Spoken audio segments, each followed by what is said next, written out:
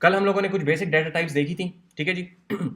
Integer, long, double, float, उनको हमने देखा था। एक डाटा टाइप जो कि रह गई थी, that is over here, that is the character data type. Again ये चूंकि रिव्यू है तो थोड़ा सा बुनियादी बात ही बताऊंगा कि कैरेक्टर के लिए आपके पास इस्तेमाल होता है लफ्ज़ चार, ठीक है जी, इसको चार बोलते हैं। कैरेक्टर डाटा टाइप के लिए चार का लफ्ज़ इस्तेमाल किया जाता है।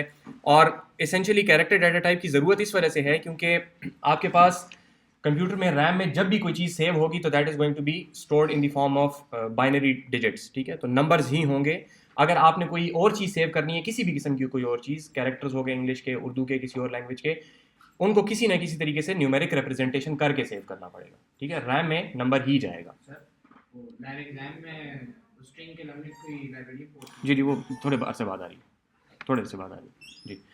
तो आपके पास एक डाटा टाइप ऐसी है कि आप यूं करेंगे कि आपकी रैम के अंदर जब आपको एक एलोकेट किया जाएगा पोर्शन, यहाँ पे आप कह रहे हैं 4C, तो रैम में आपको एक पोर्शन एलोकेट किया जाएगा, एक चंक एलोकेट किया जाएगा और उसका नाम हो जाएगा C, ठीक है जी।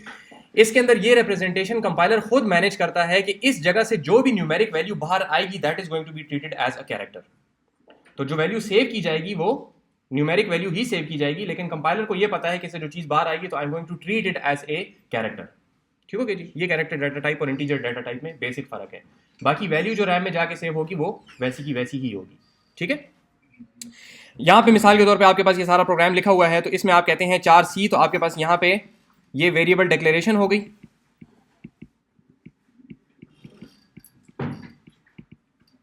ठीक है जी।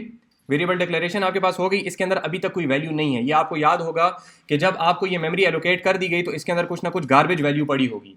गार्बेज वैल्यू याद रखेंगे क्योंकि इसकी वजह से बहुत ज़्यादा मसाइल आते हैं, स्पेशली C++ के अंदर जब आप काम करते हैं तो गार्बेज वैल्यूज़ की वजह से बहुत सारे बग्स आते हैं। अक्सर जगहों पे मसाइल यही होते हैं। अगेन जो मैं आप लोगों को DS का बार बार कहता रहता हूँ ना, वहाँ पे आपको कहा जाएगा ये सारा काम करें, सब कुछ सही किया होगा और ऊपर इनिशियलाइजेशन नहीं होगी तो आपका पूरा प्रोग्राम गलत होगा, ठीक है।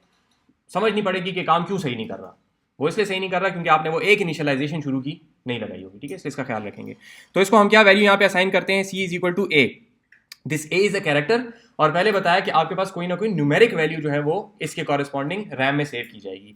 तो उसके लिए एक स्टैंडर्ड है जो कि पहले बताया कि that is the ASCII standard, ठीक है। ASCII स्टैंडर्ड ये कहता है कि capital A is going to be the numeric value of 65। इस पे सारे श्योर हैं, इस तरह की वैल्यूज मुझे याद नहीं होती है तो मैं गलत बोल सकता हूँ, ठीक है।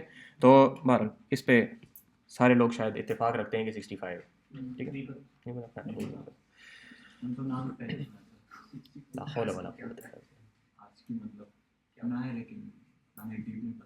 अच्छा चलो खैर, उसका इलाज फिर बाद में बताएंगे, राइट। तो 65 रैम में सेव किया जाएगा और जब आप इसको सी आउट के हवाले करेंगे तो सी आउट उसको क्या आउटपुट करेगा, यहाँ पे आपको क्या आउटपुट करके देगा, 65 इसलिए नहीं करेगा क्योंकि सी आउट को भी अंडरस्टैंडिंग है कि because this is the character data type तो इसकी कैरेक्टर रिप्रेजेंटेशन मुझे करनी है, ठीक है। तो ये ए आउटपुट करके देगा। तो इससे जो आउटपुट आपके पास आएगा that is going to be the capital A. अगर आपने 65 आउटपुट करवाना है तो आप इसको एक्सप्लिसिटली बताएंगे सी आउट को कि भाई इसको एज एन इंटीजर ट्रीट करो, यानी कि ए को पहले आप, सी को आप पहले चेंज करेंगे इंट में, जगह छोटी होगी मैं इसको जरा इंट ब्रैकेट ब्रैकेट और यहाँ पे फिर आप सी लिखेंगे, ठीक है। तो this is data type casting, ठीक है। अगेन ये बात हम पहले देख चुके हैं। तो दिस इज कास्टिंग, सिर्फ कास्टिंग कहते हैं इसको या डाटा टाइप कास्टिंग कहते हैं। तो अगर आपने इंट सी करके आउटपुट किया तो फिर ये आपको आउटपुट करके देगा 65, ठीक है। जब आपने सिर्फ सी कहा ना तो है 65 ही, लेकिन उसको ट्रीट किया जाएगा एज ए कैरेक्टर, तो 65 के इक्विवेलेंट कैरेक्टर होता है कैपिटल ए, वो प्रिंट करेगा। अगर आपने कहा कि नहीं इसको एज अ कैरेक्टर ट्रीट मत करो, इसको इंटीजर बना दो, तो वो 65 ही था, बना दो वाली कोई बात नहीं है, लेकिन अब उसको ट्रीट एज एन इंटीजर जब किया जाएगा तो 65 आउटपुट होगा। मतलब जिस तरह हम पाइथन में करते थे कि इंट 4 वही डाटा टाइप है, उसको स्ट्रिंग में, बिल्कुल बिल्कुल वही चीज़ है। तो मतलब इधर वो उसको ASCII वैल्यू देगा, उसकी ASCII वैल्यू आपको आउटपुट करके देगा, उसको सी को इंट में कन्वर्ट नहीं करेगा। एसेंशियली सी पहले से इंट ही है, वो 65 ही है, हम उसको ट्रीट एज ए कर रहे थे। अच्छा, तो इस इंट में करने के बाद वो 65 का 65 रह जाएगा सिर्फ, ठीक है जी। पाइथन में इंट सी करते तो होता क्या? पाइथन में आप डायरेक्ट शायद चेंज नहीं कर सकते, आई एम नॉट श्योर उसका कोई फंक्शन डायरेक्ट काम कर देते। स्ट्रिंग हम करते तो एरर देता काइंड नॉट। जी जी जी, असल में मसला ये है कि ये इसके ऊपर बहस लोग बहुत ज़्यादा करते हैं, सीपी में भी, ITC में भी, प्रोग्रामिंग में इसके ऊपर लोग बहस बहुत ज़्यादा करते हैं, इसका कोई मकसद नहीं है, ठीक है, तो ये बुनियादी समझ आता है ना कि ये ए है और ये 65 है, बस ठीक है, दैट्स सफिशिएंट। इसको भाई बहुत सारी बहस करने की ज़रूरत नहीं कि आप इसके ऊपर 3 लेक्चर लगा के वो करें। ठीक है, ए है, रैम में इसको S65 रखा जाता है, बस इतना काफ़ी है। ठीक है ये जो मैं आपको कहता हूँ ना कि फ़लाँ चीज़ मुझे याद नहीं है और ये मुझे याद नहीं, ये इसका यही मकसद होता है कि आगे जाके कभी इस्तेमाल नहीं होती है। इस्तेमाल होती तो इतने अरसे से मैं प्रोग्रामिंग कर रहा हूँ तो आखिर तो खोते को भी समझ आ ही जाती है कि भाई ये कौन सा नंबर है। ठीक है, तो अगर नहीं याद तो इसका मतलब है कि ये इस्तेमाल इतनी ज़्यादा नहीं होती यहाँ पे। ठीक है, अगर मैं आपको कहूँ कि उर्दू के अलिफ का यूनिकोड में क्या वो है, कोड है, तो बताएं ना, चले। 102। अच्छा जवाब है, मुझे क्या पता है कि नहीं है, क्या पता हो 102 नहीं होगा वैसे।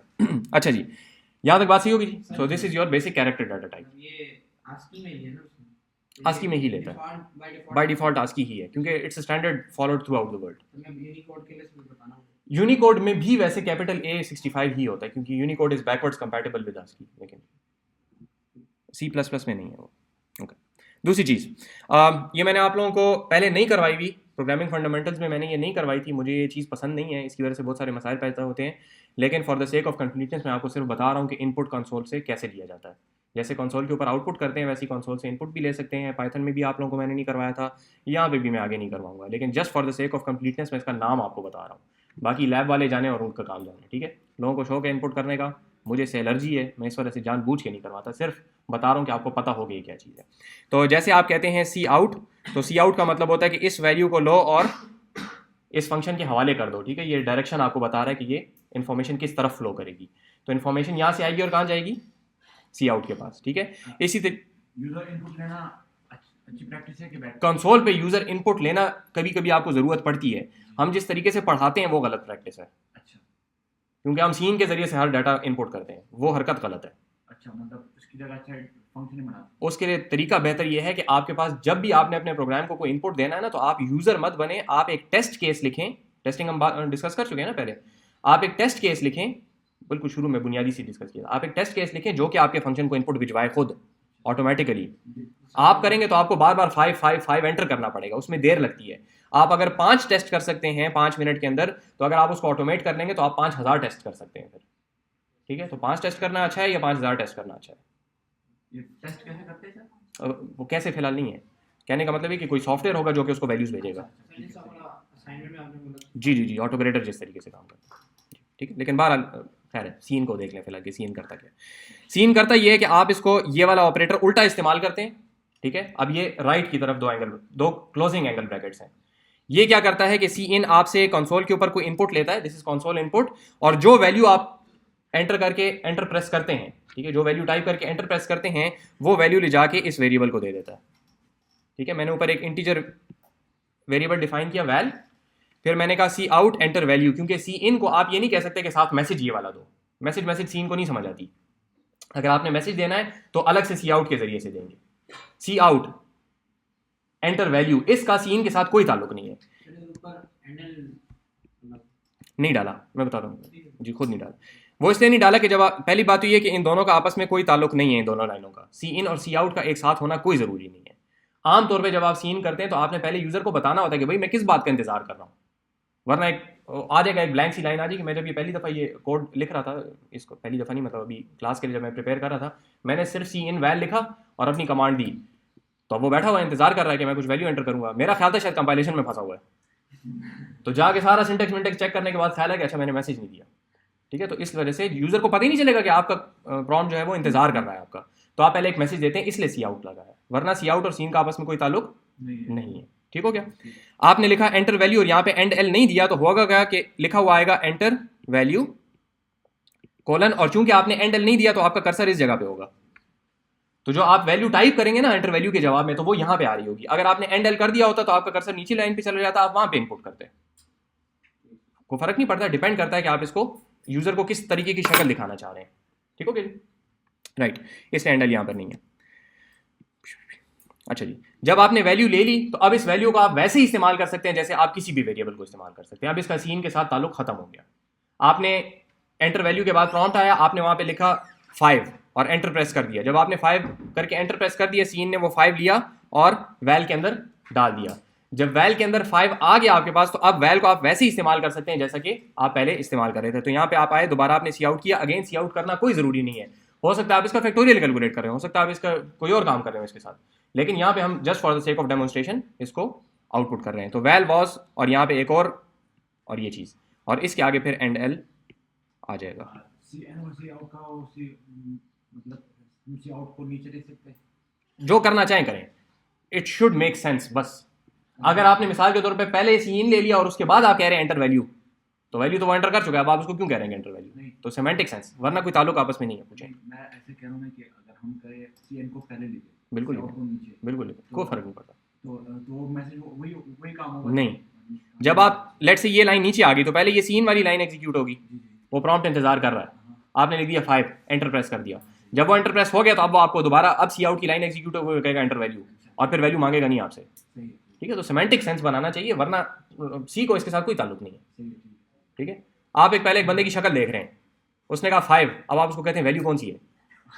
ठीक है, तो ये इस किस्म की सिचुएशन जी। मैंने कर्सर की वैल्यू देखी एक मिनट, एंटर वैल्यू जब लिखेंगे तो कर्सर हमारा आगे आ गया, सी इन कर दिया हमने, तो सी इन के आगे वैल वाज प्रिंट होगा या नीचे वैल्यू प्रिंट होगा? जी, जब आपने एंटर प्रेस किया ना तो कर्सर आपका नीचे आ जाता है खुद ही। सी इन के बाद सीन की वजह से नहीं आता, वो आपने एंटर की मारी है, वो एंटर की जो आपने प्रेस की है ना, तो जैसे 5 और 6 आपको लिखा हुआ नजर आया था ना, तो वो एंटर की प्रेस करने की वजह से कर्सर नीचे आ गया, उसका हैंडल से कोई ताल्लुक नहीं। आप उसके मैसेज देने से पहले अगर 6-7 एंटर और प्रेस कर देना तो वो भी ले लेगा। ठीक है, ये थोड़ा सा आप उसके साथ वो करेंगे तो खुद ही पता चल जाएगा। और कौन है? स्टेटमेंट के एंड में एंड एल लगाना और अलग सी आउट एंड एल कोई फर्क नहीं पड़ता, एंड एल का मतलब है कि आउटपुट न्यू लाइन, तो चाहे आप वो इसके आखिर में लगा दें या अलग लाइन में लगा दें, न्यू लाइन जिस वक्त उसको पता चलेगा वो न्यू लाइन वहां पे इंसर्ट कर देगा। आप यहाँ पे 6 एंड एल लगा दें तो 6 न्यू लाइन हो जाएंगी। अगेन कंप्यूटर के बारे में देखें, शुरू के जो बुनियादी उसूल बताया था ना, ये याद रखें, उसके चंद बुनियादी ऑपरेशन है जो कि वो समझता है, उनको कंपोज करना आपका काम है। अगर आपने 5 नई लाइंस एंटर करनी है, आप 5 दफा एंटर लिख दें, वो कर देगा, उसका इस बात से कोई ताल्लुक नहीं है कि भाई ये तो बहुत ज़्यादा जगह ज़ाया हो रही है, वो बेचारा शरीफ आदमी है, आप उसको कहते हैं करो, वो कर देता है। ठीक है, रोबोट याद है? थोड़ा टाइम ज़्यादा हो गया आपको याद। ओके, सही है जी, यहाँ तक बात सही होगी। ओके, ये बात किस्सा यहाँ पे ख़त्म हो गया है, और मैंने सिर्फ इतना ही लिखा हुआ था तो आगे की राइटिंग गंदी होगी। 3 चीज़ें हमने कही थी हमारे पास, एक था डाटा स्टोरेज, दूसरा कौन सा था बोले? 3 इंपॉर्टेंट पिलर्स हैं प्रोग्रामिंग के। डाटा कैश नहीं, नहीं हाँ ठीक है, नहीं आता, एक दफ़ा बोले ना, उसके बाद जिसको आता है वो बोले। आइट्रेशन कंडीशनल आता है, ये नहीं पता कि मैं पूछ क्या रहा हूँ।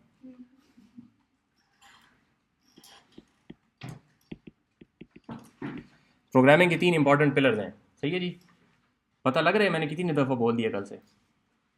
इस बात का मतलब आता है आप लोगों को? अच्छा, ये हम देख चुके जितना हमें फिलहाल चाहिए था। आइट्रेशन को बाद में करते हैं, पहले डिसीजंस को करते हैं। ठीक है जी, तो डिसीजंस आपके पास, अब मैं वो पूरा मेन वगैरह सारी कहानी नहीं लिखूंगा, सिर्फ जो डिसीजन वाला पोर्शन है सिर्फ वो लिखूंगा। आप लोग अस्यूम कर सकते हैं कि मैंने हैश इंक्लूड आयो स्ट्रीम ऊपर लिखा हुआ है, इंट मेन लिखा हुआ है, और मेन के अंदर मैंने एक फंक्शन को कॉल किया और उस फंक्शन के अंदर मैं ये काम कर रहा हूँ। ठीक है जी, यहाँ तक सही है बात। इसका मैं आपको थोड़ा सा दिखा भी देता हूँ कि अस्यूम दैट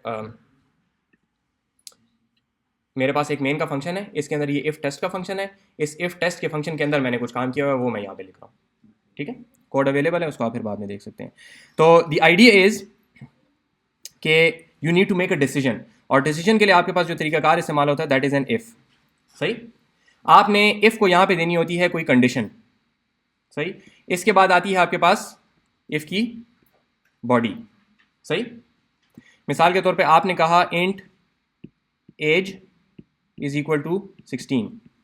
ठीक है, ये बंदे की एज है, अब आपने ये डिसाइड करना है कि ये बंदा वोट कास्ट कर सकता है कि नहीं कर सकता। हमारे यहाँ वोट कितने एज में कास्ट होता है जी? खैर से 18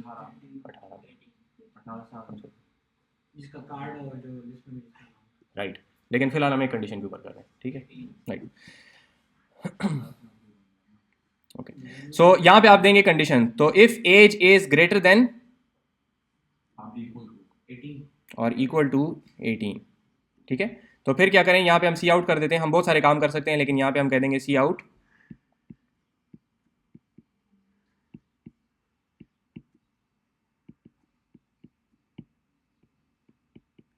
ठीक है। अच्छा, हैंडल तो मैंने नहीं लगाया, चलो सही।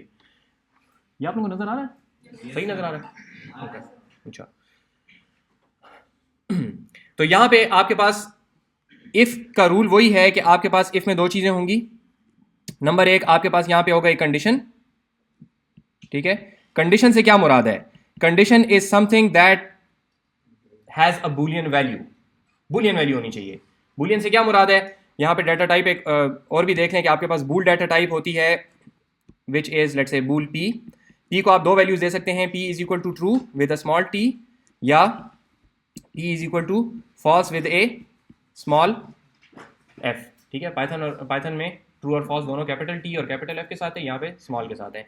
लेकिन आमतौर पे आपके पास C++ में जो तरीकाकार इस्तेमाल किया जाता है तो वो बूलियन इस्तेमाल किए जाते हैं 0 और 1 में।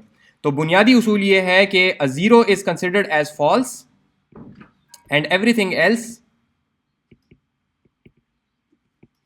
Is considered as a true, ठीक है जी। 0 is a false, everything else is true.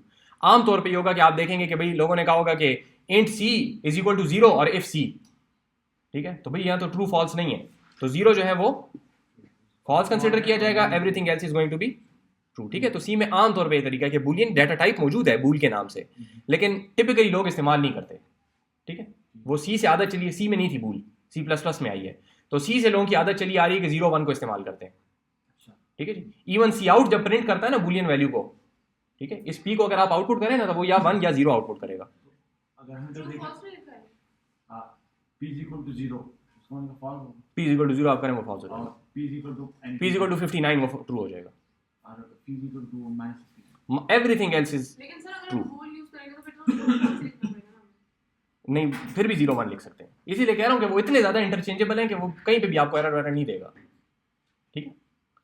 लेकिन बहरहाल यहाँ पे आएगी condition, so this has to be a boolean value. लेकिन सिर्फ इसलिए बताया कि आपके जहन में हो कि जरूरी नहीं कि खास बूलियन वैल्यू ही आए, कोई इंटीजर वैल्यू भी अगर आ जाएगी तो that is considered as a condition, ठीक है जी, राइट। तो यहाँ पे होगी condition and this is going to be the body of if, ठीक है। कंडीशन में ब्रैकेट लगाना जरूरी है ना? ब्रैकेट लगाना जरूरी है जी। C++ में आपके पास कंडीशन के आगे पीछे ब्रैकेट लगाना जरूरी है, ठीक हो गया, राइट। ये इसकी बॉडी हो गई। और जैसे पहले हमने देखा था कि आपके पास इफ की कंडीशन अगर ट्रू होगी तो बॉडी एग्जीक्यूट होगी, अगर इफ की कंडीशन फॉल्स होगी तो उसके बाद बॉडी को स्किप कर दिया जाएगा और आगे चला जाएगा। सही बोला, ठीक है। आगे आपके पास पॉसिबिलिटी मौजूद है कि आप एल्स लिख लें, ठीक है, एल्स भी लिख सकते हैं और एल्स करके आगे दूसरा इफ भी लगा सकते हैं, ठीक है। आगे इसकी देखते हैं। एल्स में आप यहां पे लिख देते हैं सी out,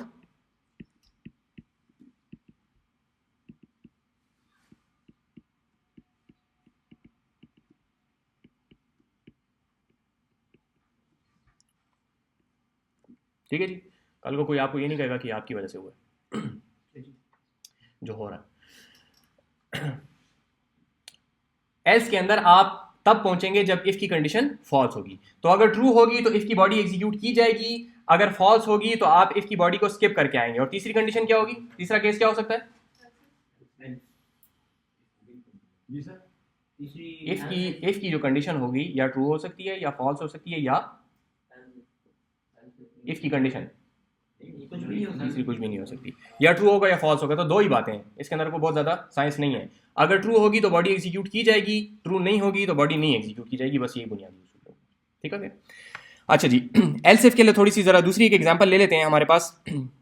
so this is finish. दूसरा काम करते हैं। Let's say you have 4 grade is equal to A, ठीक है जी, ठीक है। आपका ग्रेड ए है, इसको हमने कन्वर्ट करना है कि आपके पास इसके पॉइंट्स कितने बनेंगे, ठीक है। तो ए बी और सी लेते हैं। A is 4, B is 3 and C is 2, ठीक है जी। और एफ इज़ फेल 0, सही हो गया। तो हम क्या कहेंगे, लेट्स से इंट, पॉइंट किस में आएंगे, फ्लोट्स में कि इंट में? ओके, फ्लोट ले लेते हैं, आप लोग खफा हो रहे हैं तो फ्लोट पॉइंट्स। देखें ज़रा, मेहरबानी करेंगे, ऐसा नहीं है कि वो सेमेस्टर गुजर गया तो सारी बातों को भी भूल जाएं। वेरिएबल्स के नाम जो है वो सही इंसानों वाले दिया करें, ठीक है। मैं यहाँ पर अगर ए बी सी और इस तरह के नाम दे रहा हूँ ना, तो वो सिर्फ इसलिए कि मुझे सारे लिखने पड़ते हैं। तो आप लोगों का और कोई काम नहीं, आप लोग फारे हैं, तो पूरे नाम दिया करें वेरिएबल्स के, ठीक है। आदत एक दफ़ा ख़राब हो जाएगी फिर सही नहीं होगी। जिस तरह यहाँ पे मैं पी भी लिख सकता था ना पॉइंट्स के लिए, तो पूरा पॉइंट्स लिखें, ठीक है, ग्रेड के लिए जी लिख सकता था, पूरा ग्रेड लिखें। सही है, ये आदत एक दफ़ा यहाँ पे आप लोगों ने शुरू के सेमेस्टर्स में अगर ख़राब कर ली तो आगे जाके फिर ठीक नहीं होगी। सही है जी, तो मेहरबानी करें वेरिएबल के नाम सही दिया करें। Right,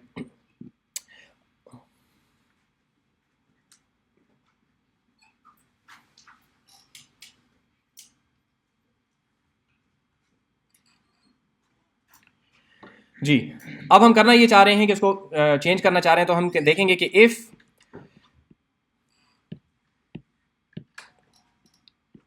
grade is equal to के लिए दो इक्वल टू के साइन इस्तेमाल होते हैं।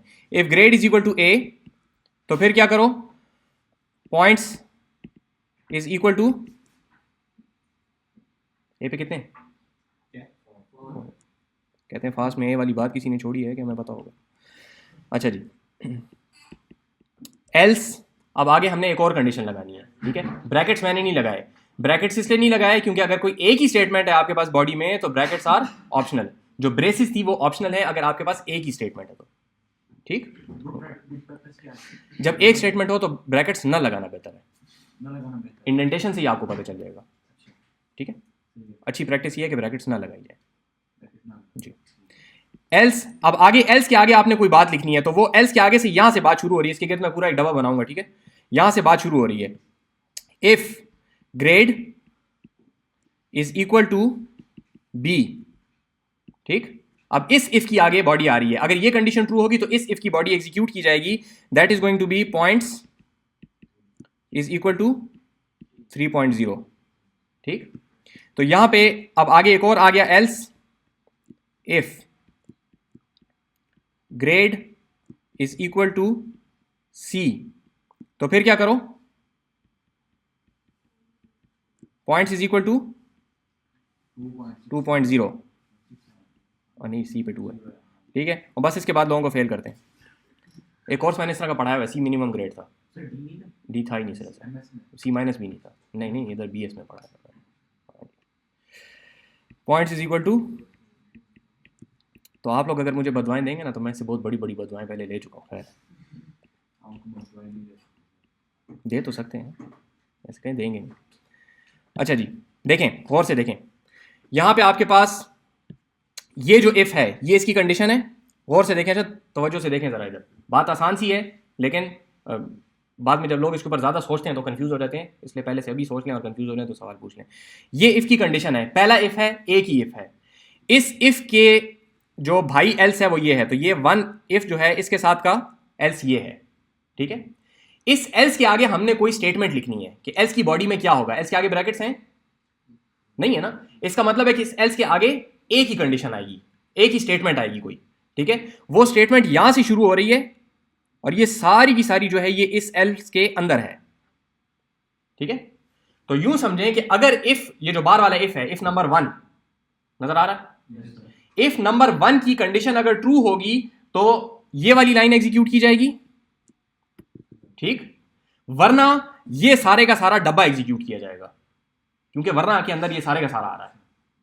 समझ आ गई बात की? इसको इस तरीके से देखेंगे, सिंपल सा उसूल है, कॉम्प्लिकेटेड नहीं है, लेकिन इसको इस तरीके से देखेंगे तो फिर समझ आएगी। ऐसे देखें तो फिर तो हम ये भी कह सकते हैं कि ये तो नेस्टेड हो गया, मतलब जी जी जी जी बिल्कुल बिल्कुल। तो फिर एंड में वो तो फिर मसला आ जाएगा। मैं बताता हूँ आपको, मैं वही मसला, यही मैं कह रहा हूँ कि ये कंफ्यूजन यहाँ पे लाएं और इसको हल करें, क्योंकि ये जब बाद में अकेले में आती है तो फिर अपने आप को कंफ्यूज करते हैं। तो यहाँ पे मैं इसीलिए ला रहा हूँ ताकि इसको यहाँ पे हल करें। ये सिचुएशन ये है कि इफ की कंडीशन, अगर कंडीशन ट्रू होगी तो ये चीज एग्जीक्यूट होगी जो कि ये रही। ठीक, एल्स कब आएंगे एल्स में हम, जब ये वाली कंडीशन फॉल्स हो जाएगी। एल्स के केस में ये जो पूरा डब्बा मैंने बनाया हुआ है, ये पूरे का पूरा डब्बा एग्जीक्यूट होगा। अगर उसको अपनी कंडीशन फॉर एग्जांपल इधर मिल गई है सेकंड लाइन, सेकंड, इसको इस तरह नहीं देखेंगे, मैं यही कह रहा हूँ, ऐसे देखेंगे तो कंफ्यूज हो जाएंगे। नहीं वो तो सेकंड लाइन में हमने नहीं पहुंचना है, सेकंड लाइन का सवाल ही नहीं है अभी। अभी सिर्फ ये बात है कि ये कंडीशन जो बाहर की लिखी हुई है, कंडीशन नंबर 1, ये ट्रू है या नहीं है। ये फॉल्स हो गई। सबर करें, अभी तो फिलहाल ट्रू है ना, फॉल्स करते हैं इसको। फिलहाल ये ट्रू है, सही है। जब ये ट्रू है तो आपके पास क्या हो जाएगा, पॉइंट्स इज इक्वल टू 4.0। तो यहाँ पे आखिर में जाके हम एक सी आउट कर देते हैं पॉइंट्स को। अभी क्या आउटपुट आएगा, 4.0। ठीक है, यहाँ तक बात सही है। अभी जाते हैं इस ए को चेंज करते हैं, इसको हम कर देते हैं बी। चलो इस तरह से ये ए क्या हो गया, बी हो गया। अब आप यहाँ पे आए, grade is equal to A, condition true है या फॉल्स है, कंडीशन नंबर 1 ट्रू है या फॉल्स है, फॉल्स है। ये बात हो गई, फैसला हो गया कि ये फॉल्स है। इस जगह पे हमने नहीं जाना, इसको आप छोड़ दें और इस डब्बे को पकड़ लें। इस डब्बे को हमने पूरे को एग्जीक्यूट करना है अभी, ठीक है। ये पूरे का पूरा डब्बा एग्जीक्यूट होगा। इस डब्बे की एग्जीक्यूशन का अब इस बात से कोई ताल्लुक नहीं कि इस डब्बे में हम पहुंचे कहां से। यहां तक बात सही होगी, ठीक है।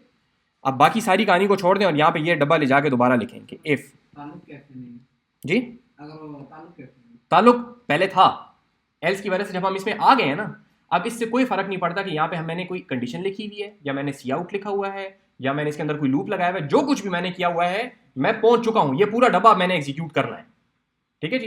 पूरे का पूरा डब्बा मैंने एग्जीक्यूट करना है। इसके अंदर अब मेरे पास क्या लिखा हुआ है इस अंदर वाले डब्बे में, इस डब्बे को मैं कह रहा हूं कि ये डब्बा नंबर 2 है, ठीक है जी। इसके अंदर लिखा हुआ है कंडीशन नंबर 2, ये कंडीशन नंबर 2 है। इसमें क्या सिचुएशन है कि अगर कंडीशन नंबर 2 ट्रू होगी तो फिर क्या करो, ये वाली लाइन एग्जीक्यूट करो, लाइन नंबर 2, ठीक है। बात सही है जी। ये एल्स जो है इसके आगे भी एक कंडीशन कोई आएगी। अब देखें बाहर जो हमने बात की थी ना कि डब्बा है डब्बा नहीं, वो बात खत्म हो चुकी है। अभी हम सिर्फ इस डब्बे को देखेंगे, बाकी सारी की सारी चीज वही एब्स्ट्रैक्शन का कॉन्सेप्ट है, उसको छोड़ दें बस, है ही नहीं। वो है ही नहीं सिरे से। हम इसके अंदर चल रहे हैं। यहां पे आपके पास इस एल्स के कितने पोर्शन है, ये एक स्टेटमेंट है। कैसे पता चला कि ये पूरी की पूरी एक स्टेटमेंट है, क्योंकि एल्स के आगे ब्रेसेस नहीं है। जब ब्रेसेस नहीं है इसका मतलब है कि आगे पूरी की पूरी एक स्टेटमेंट कोई आएगी, ठीक है। तो ये एग्जैक्टली वही स्ट्रक्चर है जो कि ऊपर हमने देखा था। अगर कंडीशन 2 होगी ट्रू तो फिर इस चीज को एग्जीक्यूट किया जाएगा, वरना क्या किया जाएगा, इस डब्बे को एग्जीक्यूट किया जाएगा जिसको मैं कह रहा हूं कि ये डब्बा नंबर 3 है, ठीक है सर इसमें डब्बे डब्बे बनाते तो हम जी। असल में फंस जाएंगे, इसका एक इलाज है थोड़ा सा, वो करते हैं उसको। यहां तक बात समझ आ रही है, ठीक है। इसको इस तरीके से देखेंगे, क्योंकि मसला यही होता है कि जब आपको इफ एल्स इफ नजर आता है ना, तो जब तक आपका तजुर्बा थोड़ा नहीं हो जाता तो आप इस तरह समझते हैं कि भाई ये कंडीशन तो ट्रू हो रही है, इसको ऐसे नहीं देखना है। आप उस कंडीशन तक पहले पहुंचेंगे फिर फैसला करेंगे कि कंडीशन ट्रू है कि नहीं है। सर अगर वो समझते हो तो ये हाँ, फिर करने की जरूरत नहीं होती। जब आपको एक दफा ये बात समझ आ जाएगी ना, तो फिर आपको ये हरकत करने की जरूरत नहीं होती। लेकिन ये बातें मैं 2 वजह से बताता हूँ। नंबर 1 कि जिन लोगों को कन्फ्यूजन होती है ना, मैंने देखा हुआ है कि कन्फ्यूजन, इस तरह भी सवाल पूछा भी है कि अगर ये कंडीशन ट्रू, अगर ये कंडीशन वाला सवाल आप कर ही नहीं सकते, that is an invalid question. वो क्वेश्चन तब आएगा जब आप उस कंडीशन तक एग्जीक्यूट करते करते पहुंच जाएंगे, ठीक है। खुदा करे कि यहां पे मैंने लिखा हो कि इफ ट्रू, उससे कोई फर्क नहीं पड़ता। अगर ऊपर वाली कंडीशन ट्रू होगी तो मैं यहां तक पहुंचूंगा ही नहीं इस डब्बे में, तो इफ ट्रू का सवाल ही पैदा नहीं होता। कंडीशन को डायरेक्ट नहीं देखेंगे, स्टेप बाय स्टेप एग्जीक्यूट करेंगे, फिर ठीक होगा। तो 2 वजह से बताता हूँ। नंबर 1, अगर ये कंफ्यूजन कल को आनी है तो खत्म हो जाए। नंबर 2, कल को आप लोगों ने ये चीजें किसी को पढ़ानी भी होंगी, तो आपको पता होना चाहिए कि क्या कंफ्यूजन आती है लोगों के जहन में, ठीक है। अगर कोई आप लोगों में से कोई नालायक रह गया ज़्यादा, तो हमारी तरह यहाँ पे खड़ा होकर किसी को पढ़ा रहा होगा, तो फिर आप लोगों को पता होना चाहिए कि अगले को क्या कन्फ्यूजन आती है, ठीक है जी, राइट। तो ये जो चीज़ बनती है आपके पास, अगर इन सारे डब्बों को मैं हटा दूँ, हटाता नहीं हूँ वरना फिर ये नोट्स खत्म हो जाएंगे यहाँ पे। तो ये जो सिचुएशन आपके पास बनती है वो यूँ बनती है, जब आपको एक दफ़ा समझ आ गई तो फिर आप क्या करते हैं कि if condition, else if condition, else if condition, जितने भी आपने लगाने, और आखिर में एल्स, और फिर आखिर में एल्स के ऊपर कोई कंडीशन नहीं होती। एल्स का मतलब होता है बस अगर कुछ भी नहीं हुआ तो बस ये तो हो गई, तो फिर ठीक हो गया। इस चीज को कहा जाता है if else if ladder. Ladder नजर आ रही है ये, ठीक है। लैडर जानते हैं क्या होती है, पारसंग, सीढ़ी, पढ़वाए, सही है जी। तो इसको इस वजह से कहा जाता है इफ एल्स इफ लैडर, सही है जी। तो इफ एल्स इफ लैडर जो है बहुत ज़्यादा इस्तेमाल होती है जब भी आपके पास मुख्तलिफ अलग अलग चीज़ें आपने चेक करनी होती है बेस्ड ऑन अ प्रायोरिटी, कि अगर ये है तो फिर तो ये बात हो गई, फैसला हो गया, वरना फिर इस बात को देख लो, ये नहीं है तो फिर इस बात को देख लो। तो स्टेप बाय स्टेप आप जाते हैं। पहली वाली कंडीशन की प्रायोरिटी सबसे ज़्यादा होती है, अगर वो ट्रू होगी तो बाद वाले ट्रू होते रहे, उनसे कोई फर्क नहीं पड़ता, ठीक है। सर उसमें पाइथन में अगर हम ये वाला कोड लिखना होता है, एग्जैक्टली सेम थिंग, तो हम लिखते थे रिटर्न पॉइंट इक्वल टू ये, जी जी, ठीक है। तो इधर हम रिटर्न लिख सकते हैं आप, लेकिन यहाँ पे हम पॉइंट के साथ कुछ और भी करना चाह रहे हैं, तो हम सिर्फ पॉइंट में वैल्यू सेव कर रहे हैं। रिटर्न भी लिख सकते हैं, नहीं, मैं ये कहना चाह रहा हूँ कि अगर हम इस तरह रहेंगे if grade is equal to A, G C out point is equal to 4.0, फिर हम बिल्कुल कर सकते हैं। मसला ये है कि यहाँ पे मैं पॉइंट्स के साथ शायद कुछ और फर्दर जीपीए मैंने कैलकुलेट करना हो शायद, अच्छा ठीक है। तो डिपेंड करता है आप करना क्या चाह रहे हैं। तो मतलब ये पूरा एग्जीक्यूट होगा और फिर मैं पॉइंट फिर पॉइंट्स के साथ मैं कुछ करूंगा, जैसे यहाँ पे मैंने सिर्फ आउटपुट किया है, हो सकता है इसकी बुनियाद पे मैं जीपीए निकाल रहा हूँ फिर, ठीक है जी। सर ऊपर दें तो सर यहाँ हमने पॉइंट्स को इनिशियलाइज क्योंकि मैं बेवकूफ़ हूँ इसलिए। Thank you.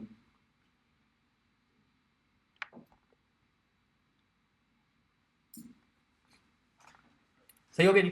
सर हम इस एल्सिस कर रहे हैं तो इसके हम इफ एल्स कर लें तो उसको कुछ लॉजिक में मसला आएगा कुछ? देखें, अगर आप कहते हैं ना इफ एल्स इफ लैडर अगर आप बनाते हैं ना, तो this is the highest priority. Yes sir. क्यों? क्योंकि अगर ये ट्रू हो गया तो इसको देखा ही नहीं जाएगा। सही, एल्स में है ना, ये एल्स के अंदर है। अगर आपने एल्स नहीं लगाया, आपने कहा इफ इफ इफ इफ, तो उसमें सबकी प्रायोरिटी बराबर हो जाएगी।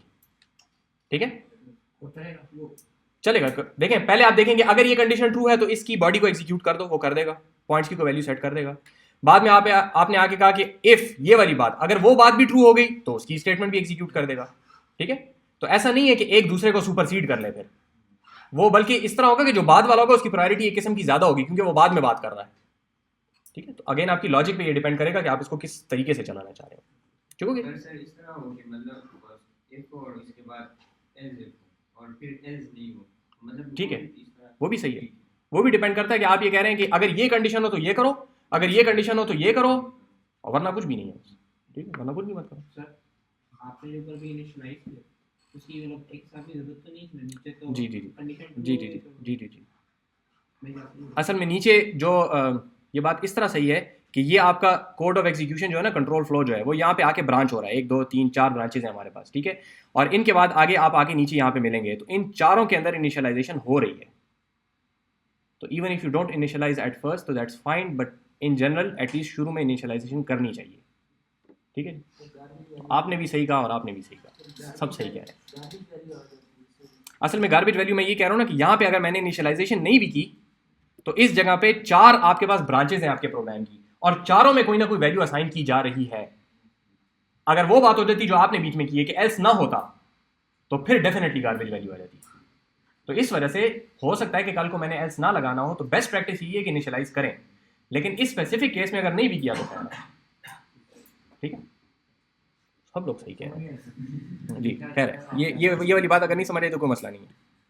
ठीक है, इसको मैं फ्लो लिख देता हूँ ताकि जिसको अगर समझ आएगी तो खैर कोई बात नहीं। शॉर्टकट जो बात आपको समझ आनी चाहिए वो ये है कि इनिशियलाइज करें।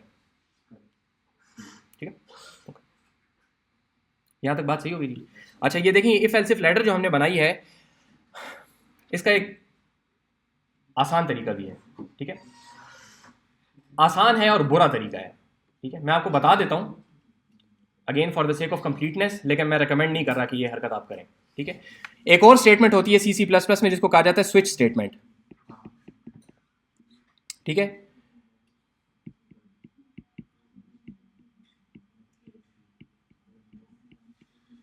ठीक है जी। स्विच स्टेटमेंट आपके पास एक होती है। इफ एल्स इफ लैडर का एक इक्विवेलेंट आपके पास मौजूद है। वो क्या कहता है आपको? वो कहता है कि आप लगाएं स्विच, और स्विच के आगे आप लगाएं कोई वेरिएबल यहाँ पे ब्रैकेट में। ठीक है, वेरिएबल, कंडीशन नहीं, वेरिएबल। हमारे पास कौन सा वेरिएबल है जिसके ऊपर हम डिसीजंस ले रहे हैं कि अगर इस वेरिएबल की ये वैल्यू हो तो ये करें, ये वैल्यू हो तो ये करें। ग्रेड है। ठीक है, स्विच ग्रेड। यहां से ये स्विच की स्टेटमेंट शुरू हुई। इसको इधर से क्या करूं, इसको हटा दें। राइट, यहां से ये शुरू हुई और लेट्स से यहां पे जाके ये खत्म हो रही है। अब ये सारी की सारी स्विच की बॉडी है। ठीक है, स्विच वेरिएबल बॉडी, सही हो गया। स्विच क्या करता है, जैसे आपके पास मल्टी डायरेक्शनल स्विच होता है ना, तो उसकी मिसाल क्या होगी? पंखे में पुराने ज़माने के पेडेस्टल पंखे देखें किसी ने? देखें, ज़बरदस्त। और जो ठक ठक ठक 3 2 1 जो करते हैं, इधर भी हो गया यार, यहाँ पे जो वो होते हैं, अभी भी होते हैं। अच्छा, तो स्विच होते हैं, मल्टी डायरेक्शनल स्विच होते हैं, ये उस किस्म का स्विच है। ठीक है, इसलिए इसको स्विच कहते हैं। सही है। स्विच के अंदर आप बहुत सारी केसेस बता सकते हैं कि कौन सा केस है। एक केस ये है कि ग्रेड इज ए। ठीक है, ग्रेड इज ए केस। अगर तो आपके पास ये है कि ग्रेड की वैल्यू ए के बराबर है। ठीक है, इसका पढ़ने का तरीका ये है कि स्विच करो ग्रेड के ऊपर। ठीक है, पहले समझ नहीं है, लेकिन पहले हमने केस 1 केस 2 नहीं ना, उसमें चाहिए। जी जी, मुझे पता है लैब में ये चीज़ें करवाते हैं, मैंने जान के नहीं करवाई थी। ग्रेड की पहले डाटा टाइप नहीं, ये ग्रेड वही ऊपर से चला आ रहा है, ये ऊपर मैंने ग्रेड यही वाला ग्रेड मैं इस्तेमाल कर रहा हूँ, ठीक है। ये ग्रेड मैं डिक्लेयर नहीं कर रहा, मैं इस्तेमाल कर रहा हूँ, वहाँ से आगे ला रहा हूँ। बल्कि ठीक है, मैं for the sake of completeness यहाँ पे लिख देता हूँ 4 ग्रेड इज इक्वल टू, फिलहाल ए लिख देते हैं, ठीक है, तो इस तरह चल रहा है, राइट। ग्रेड के ऊपर हम स्विच कर रहे हैं, और अगर अब यहाँ पे आप इसको अगर के तौर पे पढ़ेंगे, अगर ये केस हो कि ग्रेड की वैल्यू ए है तो फिर ये वाली चीज एग्जीक्यूट कर दो, ठीक है, या इसको बेहतर यूं कहेंगे कि यहां से एग्जीक्यूशन स्टार्ट कर दो, ठीक है। दोबारा सुने, अगर ये केस है कि ग्रेड की वैल्यू इसके बराबर है तो यहां से इस जगह से एग्जीक्यूशन स्टार्ट कर दो, ठीक है, इसको इस तरह बोलें तो जरा बेहतर होगा, यहां से एग्जीक्यूशन स्टार्ट कर दो, सही हो गया। दूसरा केस हमारे पास क्या हो सकता है, क्या हो सकता है जी, बी, सॉरी यहाँ पे लिख देते हैं ना, हमारे पास तो लॉजिक है कि पॉइंट्स, ऐसे सही नहीं होगा कि अगर ये केस ट्रू है तो इस लाइन को यूज कर दो। उसमें एक मसला है, मैं बताता हूँ, वही बताता हूँ। पॉइंट्स इज इक्वल टू 4.0, इसको आप नीचे भी लिख सकते हैं, ठीक है, पॉइंट्स इज इक्वल टू 4.0 को नीचे भी लिख सकते हैं, जितनी स्टेटमेंट्स आप लिखना चाहें लिख सकते हैं, ठीक है। फिलहाल हमें एक चाहिए तो मैंने एक ही लाइन पे लिख दी जगह बचाने के लिए। केस बी, इसके अंदर पॉइंट्स कितने होंगे, हाँ हलवा है, बी पे 4.0 लेगा। अच्छा जी, तीसरा क्या केस है, सी का, पॉइंट्स इज इक्वल टू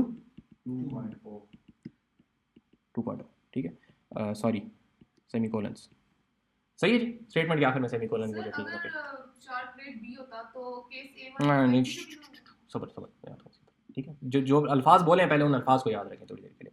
और एक आखिर में आपके पास जिस तरह एल्स होता है ना, कि कुछ भी नहीं है तो फिर क्या भाई, अगर कोई भी केस मैच नहीं होता तो फिर डिफॉल्ट क्या है,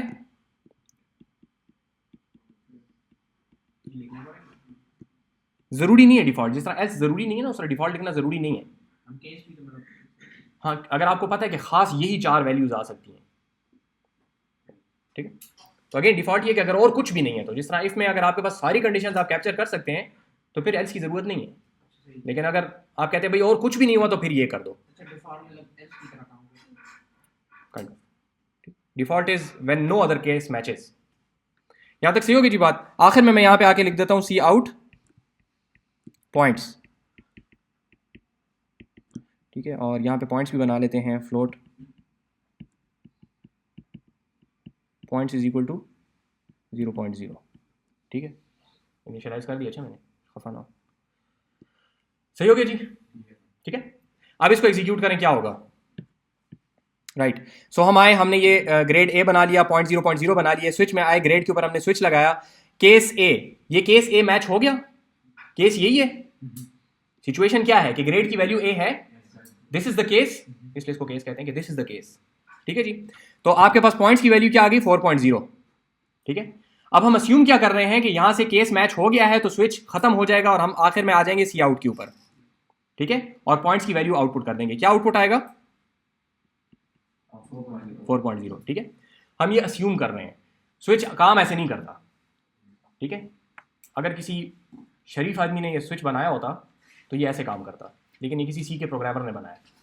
तो ये करता ही है जिस वजह से मैंने वो अल्फाज इस्तेमाल किए थे कि ये यहां से एग्जीक्यूशन स्टार्ट कर देता है, ये नहीं करता कि इस लाइन को एग्जीक्यूट करो, वो इधर से एग्जीक्यूशन स्टार्ट कर देता है। तो वो क्या करेगा, यहां पे जाएगा 4.0, अब अगले केस नहीं देखने उसने, बस जाएगा नीचे, इसको भी एग्जीक्यूट करेगा, इसको भी एग्जीक्यूट करेगा, इसको भी एग्जीक्यूट करेगा। तो क्या एग्जीक्यूट हो रहा है, points equal to 4.0, points equal to 3.0, points equal to 2.0, points equal to 0.0, और उधर आपका दिल बैठ रहा है कि क्या हो रहा है मेरे साथ, ठीक है। आखिर में पॉइंट्स की वैल्यू क्या बच गई, 0.0। यहां पे आउटपुट क्या आएगा,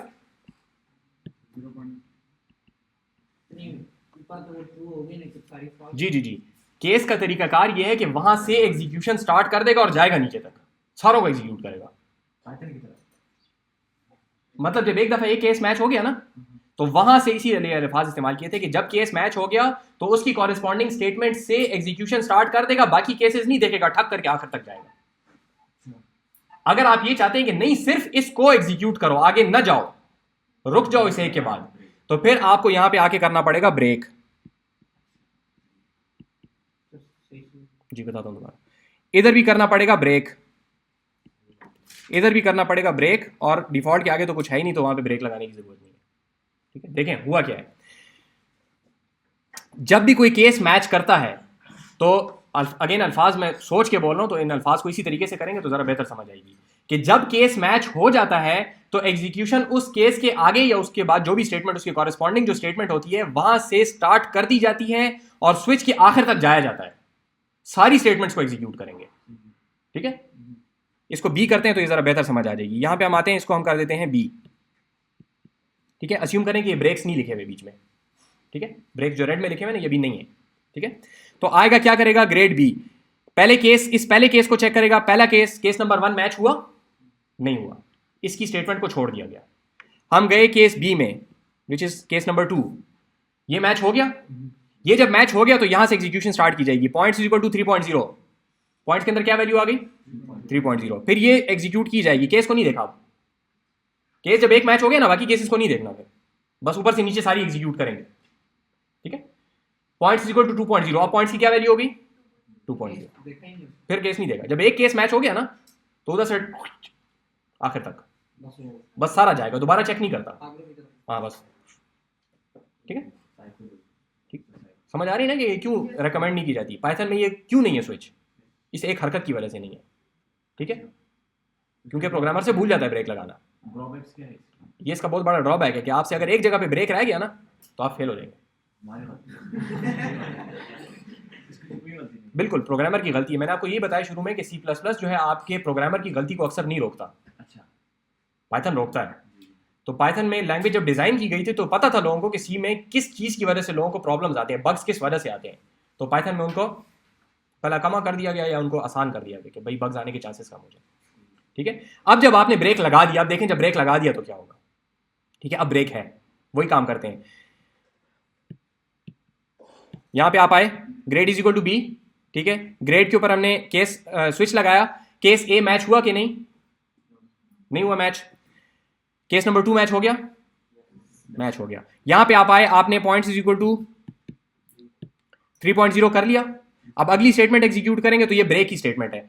ब्रेक की स्टेटमेंट ये कहती है कि आप इस पूरे के पूरे स्विच को छोड़ें और बस बाहर जाएं इसके बाद। तो अब आप जानबूझ के जो काम आप समझ रहे थे ना कि खुद हो जाएगा, वो खुद नहीं होता, अब वो आप करवा रहे हैं। आप कह रहे हैं कि जब ये ब्रेक हो गया, जहां पे भी ब्रेक का लफ्ज आएगा इसका मतलब है कि फौरन इस जगह को छोड़ो और किधर जाओ, स्विच के बाहर। मतलब सर अगर ये लूप में भी लगा हो तो बॉडी वहां पे भी यही काम करता है। बिल्कुल, ब्रेक का मतलब यही है कि जिस बॉडी के अंदर चल रहे हो ना, लेकिन ये हर जगह पे वैलिड नहीं है। जहां पे वैलिड है ना वहां पे इसका मतलब ये होता है कि जिस बॉडी में चल रहे हो उस बॉडी को छोड़ो और बाहर जाओ, ठीक है। ब्रेक द एग्जीक्यूशन, जो एग्जीक्यूशन की चेन चल रही है ना उसको ब्रेक कर देते हैं वहीं पे, ठीक है जी। यहां तक बात समझ आ गई जी। ये इसके अंदर क्यों ये ब्रेक की फंक्शनैलिटी तो भी डाल सकते थे स्विच के अंदर, तो मैं जी उन्होंने क्यों नहीं डाली मैं बताता हूँ। अगेन C++ के पीछे हम ये जो बातें करते हैं ना उसका ये मतलब नहीं होता कि वो बेवकूफ़ी है।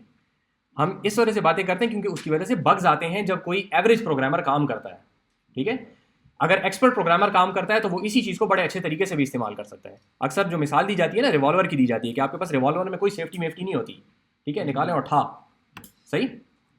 तो जिस बंदे को नहीं चलानी आती तो वो उठा के किसी को भी मार देगा, लेकिन जिसको चलानी आती है उसको फिर गन स्लिंगर कहा जाता है, ठीक है।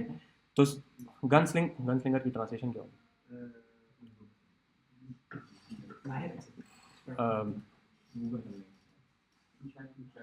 बड़ा बदमाश नहीं होता। चलो मैं बता दूंगा, राइट। तो with great power comes great responsibility. तो इसकी जो वजह है वो वजह ये है कि लेट से आपके पास A+ ग्रेड भी है, ठीक है। तो देयर इज अ प्लस, ठीक है। चूंकि सिंगल कैरेक्टर है तो मैं A+ नहीं लिख सकता, मैं सिर्फ प्लस उसके लिए अगर लिखूंगा तो उसका क्या तरीकाकार होगा कि स्विच ग्रेड, पहला केस क्या है प्लस, दूसरा केस क्या है A, तीसरा केस क्या है B, और चौथा केस क्या है C, और डिफॉल्ट क्या है, क्या डिफॉल्ट कैसे लिखेंगे, ठीक है। तो यहाँ पे पॉइंट्स क्या होंगे 4.0, ठीक है। तो A+ भी 4 होता है और A पे भी 4 होता है। तो यहाँ पे आप इस तरीके से केस लगा देंगे तो यहाँ पे क्या करेगा, ये आएगा लेट से जो आपके पास ग्रेड है इसकी वैल्यू है प्लस, ठीक है। तो ये आएगा क्या करेगा, इस केस को चेक करेगा, केस मैच हो जाएगा, ये यहाँ से एग्जीक्यूशन स्टार्ट कर देगा। यहाँ पे कोई बॉडी नहीं है, एग्जीक्यूट हो गया। अब इसने नीचे तक जाना है, इसको भी एग्जीक्यूट करेगा, और नीचे है ब्रेक, यहाँ से बाहर आ जाएगा और आपके पास यहाँ पे बॉडी खत्म। तो जब आपके पास मल्टीपल केसेस का रिजल्ट एक ही आना हो तो उन सारों को आप एक जगह पे कर देते हैं, ठीक है, और फिर आखिर में एक ब्रेक लगा देते हैं, तो वो ऊपर मैच करता है और जब नीचे गिरता है वहां से तो जो नीचे वाली आखिरी लाइन होती है उसको कर लेता है और ब्रेक करके बाहर आ जाता है, और किसी को भी कोड फिर समझ नहीं आता 2 हफ्ते के बाद ये हुआ क्या है, ठीक है जी। तो एक्सपर्ट प्रोग्रामर के लिए this is the plus point, लेकिन आमतौर पर एवरेज प्रोग्रामर इस चीज़ की अंदर गलती करते हैं, इस वजह से it's not recommended that you do this. सीधे तरीके से इंसानों की तरह इफ एल्स इफ इस्तेमाल करें, और इफ एल्स इफ लैडर जो है आपके पास उसको इस्तेमाल करें, काम हो रहा है, क्या ज़रूरत है इसकी, ठीक है। ये मैं अपने आप से नहीं कह रहा, क्या ज़रूरत है को पाइथन ने इस तरह ट्रांसलेट किया कि पाइथन में नहीं है, ठीक है, तो मैं अपने आप से नहीं कह रहा। क्यों नहीं देंगे, इतनी बड़ी मैंने तकरीर की है इसके ऊपर, राइट, ठीक है। तो ये आपके पास हो गए 2 ही चीज़ें हमने डिसीजंस की देख ली, ठीक है, इफ एल्स इफ लैडर हो गया और स्विच हो गया। तीसरी जो चीज़ है हमारे पास that is decisions, sorry iterations, decisions तो हो गए, लूप्स ना बोलें इसको, आइट्रेशंस बोलें, ठीक है जी। तो आइट्रेशंस आपके पास जो बुनियादी आइट्रेशन होती है that is the while loop, ठीक है जी। तो वाइल का आसान तरीका है, आसान सा सिंटेक्स है इसका, you say while, let's say we start with int i is equal to 0, while i is less than 10, ये वाइल की बॉडी स्टार्ट हुई और ये वाइल की बॉडी खत्म हो गई, ठीक है। वही पुराना तरीकाकार है आपके पास, this is your condition and this is your body, सही। यहां पे बॉडी में हम सिर्फ एक काम करते हैं, हम इसकी वैल्यू को आउटपुट करते हैं, सी आउट आई एंड एल, ठीक है जी। क्या आउटपुट करेगा जी ये 0 करेगा,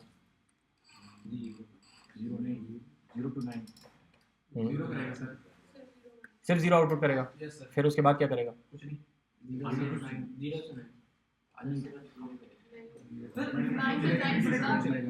आप चुप हो जाए।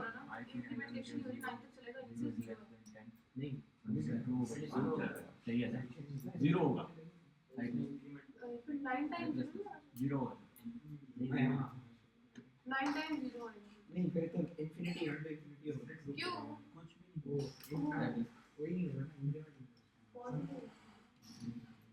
सोल्यूशन मत बताएं, जो सवाल मैं पूछ रहा हूँ उसका जवाब दें। जो लोग सोल्यूशन बता रहे हैं तो आई अंडरस्टैंड कि आपको जवाब पता है, लेकिन मैं जो सवाल पूछ रहा हूँ उसका जवाब दें कि ये क्या करेगा। ये कुछ भी नहीं गलत है, और बताएं।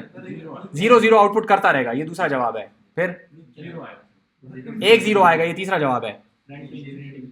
रन टू इन्फिनिटी तो हो गया ना, दूसरी कंडीशन ये होगी। 0 to 9 ये चौथा जवाब है। देखें 1 0 क्यों नहीं हो सकता, क्योंकि है तो ये लूप, ठीक है, तो चलना तो इसने है मल्टीपल टाइम्स, सही हो गया। इसको तो थोड़ी देर के लिए निकाल दे। 0 to 9 क्यों नहीं करेगा, इस 0 को चेंज किसने किया कि 9 तक जा रहा है, ठीक है, 0 को किसी ने चेंज किया, हाँ, तो जब चेंज नहीं किया तो ये 0 से तो यहीं लगा, 0 पे तो ये रहेगा। तो तरीका ये है वाइल का कि जब तक कंडीशन ट्रू रहेगी, इसीलिए इसको वाइल कहते हैं। While the condition is true keep executing the body. तो ये कंडीशन शुरू में ट्रू है, 0 इज लेस देन 10 ट्रू है। जब ये ट्रू है तो आप बॉडी में आ गए, ठीक है, हाँ जी, जागे रहेंगे, फिर बाद में फिर इस तरह की शक्ल बनाएंगे, ठीक है। 0 is less than 10 condition true हो गई, आप आए, आपने आउटपुट कर दिया, 1 0 आ गया आउटपुट, ठीक। फिर वापस गए, 0 is less than 10 condition true हो गई, आपके पास आउटपुट आ गया 0 and so on and so fourth, ये चीज़ चलती रहेगी, ठीक है। इलाज आप लोगों ने पहले बता दिया, इलाज इसका ये है कि यहाँ पे एक होना चाहिए i++, ठीक है, इसको आप i++ के तौर पे लिख सकते हैं, ठीक है। मेरे कोड में नहीं नजर आएगा आप लोगों को, मुझे नहीं पता, ठीक है जी, i++ लिख सकते हैं आप, बिल्कुल लिखें, कोई मसला नहीं है, ठीक, सही है जी।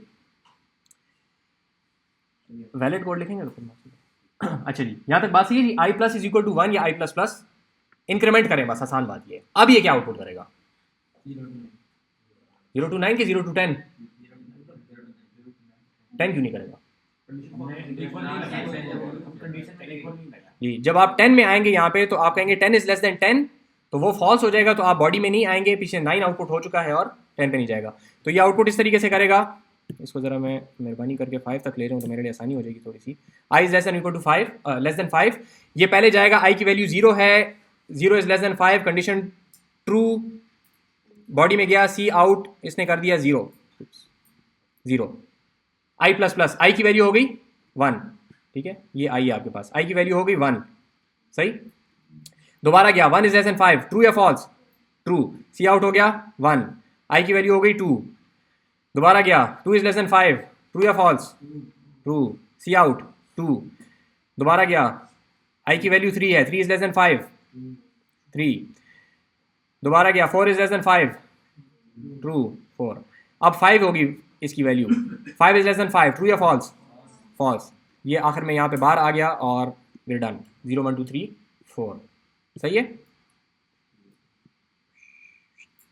बल्कि मेरे पास आसान तरीका भी है, ये क्या आउटपुट करेगा,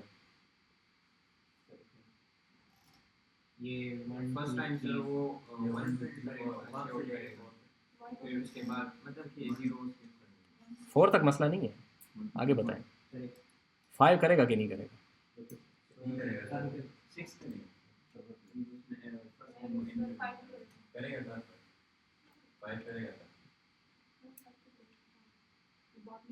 देखें मैं आपको दो बातें बताना चाह रहा हूँ, एक तो इसको अभी एग्जीक्यूट करते हैं, छोटी बात है, ये बड़ा मसला नहीं है।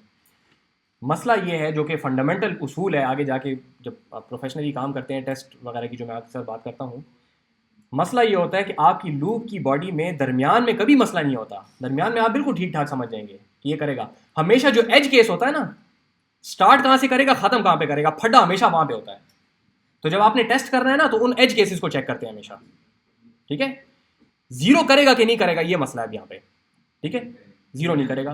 5 करेगा कि नहीं करेगा, तो 5 को करेगा। वो कैसे करेगा, वो फिर आप एग्जीक्यूट करके देख सकते हैं। वो मसला ये है कि पहले जब हम आए थे तो हमने 0 की वैल्यू के साथ हम लूप की बॉडी में घुसे थे और जाते साथ ही हमने उसको आउटपुट कर दिया था, ठीक है जी, तो 0 आउटपुट हुआ था। अभी हमने जाते साथ ही पहले उसको किया इंक्रीमेंट, तो जब हम लूप की बॉडी में फर्स्ट टाइम आए हैं, आई की वैल्यू 0 थी, हमने उसको कर दिया 1। जब हमने उसको 1 कर दिया है, तो अब हम इसको जो आउटपुट कर रहे हैं वही जो पहली दफा हम आउटपुट कर रहे थे 0, अब हम आउटपुट कर रहे हैं 1। जब लूप की बॉडी खत्म हुई है तो आई की वैल्यू वही 1 है जो कि पहले भी 1 थी। जब पहले हमने इसको नीचे लिखा हुआ था तब भी लूप की बॉडी जब पहली दफा खत्म हो रही थी तो आई की वैल्यू 1 ही थी। फर्क सिर्फ ये था कि हमने पहले आउटपुट किया या पहले इंक्रीमेंट किया, ठीक है। यहाँ पे हमने किया आई प्लस इज इक्वल टू 1, तो आई की वैल्यू 0 थी, 0 से क्या हो गई 1, हमने आउटपुट कर दिया। ये वाली एग्जीक्यूशन में चला रहा हूँ यहाँ पे, ठीक है, 1 हमने आउटपुट कर दिया। अब हम दोबारा लूप की बॉडी में गए तो आई की अभी वैल्यू क्या है 1 की है ना, थोड़ी देर पहले आई की वैल्यू है 1, सही। 1 इज लेस देन 5, ट्रू या फॉल्स, ट्रू। हम दोबारा बॉडी में आए, आई की वैल्यू को हमने कर दिया 2, अभी तक आउटपुट नहीं किया था। जब उसको हमने 2 कर दिया, अब हमने आउटपुट किया तो दिस इज 2, ठीक। फिर हम दोबारा वापस गए, 2 इज लेस देन 5, ट्रू या फॉल्स, ट्रू। हम आए, हमने 2 को कर दिया 3 आउटपुट करने से पहले। जब इसको 3 कर दिया, अब हमने किया तो 1 2 3, ठीक है। फिर आगे हम आए, हमने इसकी वैल्यू अभी 3 है, हमने चेक किया, 4 को आउटपुट किया, ठीक है, 4 उसको कर दिया, 4 को आउटपुट कर दिया, ठीक है। अब हम दोबारा गए, अभी तक वैल्यू 4 ही है, ठीक है। यहाँ पे आई की वैल्यू 4 है, ये कौन सी खिचड़ी है, आई की वैल्यू भी 4 है। 4 इज लेस देन 5, ट्रू या फॉल्स, ट्रू। ये ट्रू है। हम जब बॉडी के अंदर पहुंचे तो यहाँ पे आई की वैल्यू को हमने कर दिया है 5, तो ये 4 से हो गया 5, लेकिन बॉडी में तो आप पहुंच चुके हैं, अब तो बॉडी खत्म करके जाएंगे बाहर। इस तरह नहीं कि दरमियान में हो गया तो वो कहेगा ओ जी वापस आ जाओ, ठीक है। ये कोई वो न्यू खान बस नहीं है कि वापस आ जाओगे, सवारी रह गई थी, ठीक है। जब एक दफ़ा कंडीशन से ओके करके आप बॉडी के अंदर आ गए ना, तो आप बॉडी तो पूरी करेंगे। तो बॉडी के अंदर लिखा हुआ है कि 5 का आउटपुट करो, तो ये 5 अपना आउटपुट होगा। अब जब आप जाके कंडीशन चेक करेंगे 5 इज लेस देन 5 गलत हो जाएगा, तो फिर आप बाहर आ जाएंगे। ये बैट प्रैक्टिस होगी कि ये डिपेंड्स, डिपेंड डिपेंड करता है सर ये सिचुएशन। 5 वाली 4 तक समझ आई है ना, हाँ वो तक देखें इधर देखें, अच्छी बात है। असल में समझ ना आने वाली बात ये 5 वाली है। लूप की बॉडी आखिरी जब खत्म हुई है तो मैं 4 के साथ जा रहा हूँ बाहर, ठीक है। मैं सोच रहा यहाँ पे ये लगा दूँ, यहाँ पे आई की वैल्यू जहन में रखें 4 है, ठीक है। आप यहाँ पे गए, आपने जाके कंडीशन चेक की, 4 इज लेस देन 5, ट्रू या फॉल्स, ट्रू हो गई। बॉडी एग्जीक्यूट करनी है ना, बॉडी में पहुंचे, बॉडी में सबसे पहले क्या लिखा हुआ है, I plus is equal to 1, I plus plus, ठीक है। इंक्रीमेंट करो, सीधा जाएं, इस 4 को जाके क्या कर देंगे 5। बॉडी में एक स्टेटमेंट अभी रहती है ना, उसको भी एग्जीक्यूट करेंगे। वो क्या कह रही है, सी आउट करो आई की वैल्यू को, आई की वैल्यू क्या है 5, ये 5 आउटपुट हो गया। अब दोबारा जाएं, कंडीशन चेक, कंडीशन तो दोबारा चेक करेंगे ना, तब पता चलेगा कि ट्रू या फॉल्स है। जब तक चेक नहीं करेंगे नहीं पता चलता। 0 के साथ वही जीरो के साथ भी वही मसला है कि जीरो आउटपुट इस वजह से नहीं हुआ क्योंकि हम जीरो लेके आए थे बॉडी में, लेकिन उस जीरो को हमने 1 कर दिया, फिर आउटपुट किया। ठीक है, यहाँ तक बात सही है जी।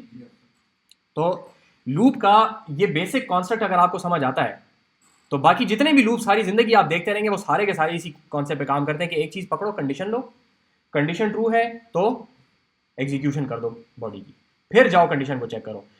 जो जिस वजह से लोगों को कंफ्यूजन होती है ना वो ये होती है कि जब एक दफ़ा कंडीशन चेक करके आप बॉडी के अंदर आ गए तो फिर कंडीशन को नहीं देखना जब तक आप बॉडी एग्जीक्यूट करके कंडीशन पे जाएंगे नहीं दोबारा। दरमियान में खुदा करे कि वो कंडीशन बिल्कुल फॉल्स हो जाए, डजेंट मैटर, बॉडी अब जब आप एक दफ़ा पहुंच गए बॉडी पूरी एग्जीक्यूट होगी। ठीक हो गया, बॉडी पूरी एग्जीक्यूट कर ली। 5 को जब आपने अब जाके चेक किया, आपने कहा 5 इज लेस देन 5, अब फॉल्स हो गई तो अब आप बॉडी स्किप करके आगे आ जाओगे। ठीक है, तो जब आप यहाँ पे पहुंचेंगे बाहर तो आई की वैल्यू क्या होगी, आई की वैल्यू 5 यहाँ पे होगी। ठीक है जी, यहाँ तक बात सही होगी जी।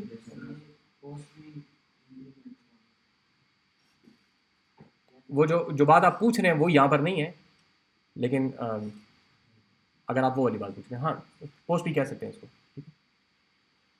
अगर सर जी। इधर हम लगा ले, सही है, कंडीशन लगा दे आई इज ग्रेटर और इक्वल लेस देन और इक्वल टू 5, लेस देन और इक्वल टू लगा दें जी। तो ये अभी आपने पूछ लिया, वरना ये आप लोगों को किसी पेपर में दे देते। अब क्या होगा, आउटपुट क्या होगा ये बताएं। 6 तक है, 1 2 3 भी है। कैसा है? लेकिन ये ख्याल रखेंगे कि आप लोगों ने ये चीज़ मारी, तुक्का मारा लग गया है, लेकिन मारा तुक्का है। ठीक है, क्योंकि आप लोगों ने सोचा इस पे नहीं है। तो जब ये एज केस जो होता है ना, इसके ऊपर आप अपनी इंट्यूशन पे नहीं चलेंगे, इसको रन करके देखेंगे। ठीक है, क्योंकि दरमियान में कोई एक ऐसी चीज़ हुई होगी कि जब आप उसको स्टेप बाय स्टेप रन नहीं करेंगे ना, देखते साथ ही करेंगे ना, तो फिर गलत होगा आमतौर पर। सर अगर वो टुकाने वाले फिर आप नहीं बोल सकते। नहीं तो एग्ज़ाम वगैरह की बात करो आप लोग। ठीक है, हाँ अभी तो ठीक है, अभी तो आप लोग माने कोई बात नहीं। ठीक है, सुस्त का लफ्ज़ मैंने आज तक इस्तेमाल किया क्या फोन में? हाँ ये है कि जो आप लोगों ने शुरू में बात की है तो क्लास से पहले, उसके बाद मुझे कहने की ज़रूरत नहीं है। अच्छा जी, ये एक लूप हो गया जी। दूसरा लूप, इस लूप को कहा जाता है फॉर लूप। सही है, फॉर की वैसे मैंने बड़ी प्रैक्टिस की थी कि मैं ऐसे लिखूंगा, लेकिन भूल गया। ओके जी, एक लूप हो गया वाइल का लूप। सही है, मैं बहुत फारे हूँ, आपको पता लग रहा है। फॉर का लूप क्या करता है, फॉर का लूप वही काम करता है जो वाइल का लूप करता है, पहले भी बता चुका हूँ। ठीक है, फॉर के लूप में वाइल के लूप में कोई खास फर्क नहीं है, अनलेस कि हमने नंबर काटने हो आप लोगों के। ठीक है, फॉर के लूप का क्या सिंटैक्स है जी, फॉर लगाएं, यहाँ पे आएंगे आपके पास बहुत सारी चीज़ें। ठीक है, वो चीज़ें भी देखते हैं। और ये है फॉर की बॉडी, हम वही 0 से लेके 5 तक आउटपुट करना चाह रहे हैं। ठीक है, कहाँ से कहाँ तक, 0 से 5 तक। टोटल कितनी हुई, 0 1 2 3 4 5 टोटल शामिल करना है। जी, 5 को शामिल करना है। ठीक है, तक एम्बिगुअस है तो ठीक है, ये बात आप पूछ सकते हैं, बिल्कुल सही है।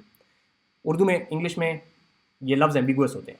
ठीक है, तो सर फिर हम इंक्लूसिव का लफ्ज़ लगाते हैं। वैसे ये बात ध्यान में रखें कि अगर कुछ भी नहीं कहा गया ना, आप कह रहे हैं भाई 5 को शामिल करना है कि नहीं करना, तो अगर करना होगा तो इंक्लूसिव का लफ्ज़ लिखा होगा, अगर इंक्लूसिव नहीं लिखा तो सेफ असम्पशन ये है कि नहीं करना शामिल।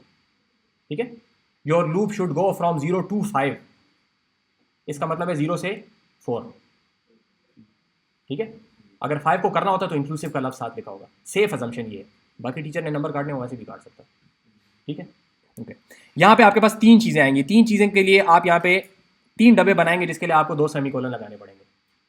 ठीक हो गया, पहली जो चीज़ आपके पास आएगी that is going to be your initialization. तो हम कहते हैं int I is equal to 0, 0 से स्टार्ट होगा, प्रिंट हमने कहाँ तक करना है, 5 तक। दूसरी जो चीज़ है this is your stopping condition, तो आई इज़ लेस देन और इक्वल टू 5। ठीक है, इसमें मैं 5 को इंक्लूड कर रहा हूँ, नहीं करना तो लेस देन 5 करना है। ठीक है, तीसरी चीज़ इज़ योर स्टेप। स्टेप क्या है कि हम इसको इंक्रीमेंट करना चाहते हैं i++। ठीक है, यहाँ पे जो तीन किया, अगर एग्जाम्पल ऊपर करते हैं, बिल्कुल एक ही बात है। अच्छी प्रैक्टिस करते फ़र्क बताता हूँ थोड़ा सा, फ़र्क बताता हूँ इसके अंदर। यहाँ पे हम आके कहेंगे सी आउट, आई प्लस को हम क्या कहते हैं, मैं नाम लिखता हूँ अभी,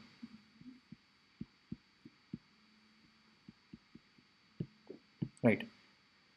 this portion over here is called the initialisation.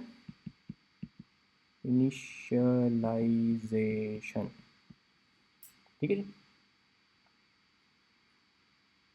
सही हो गया। This is called your stopping condition.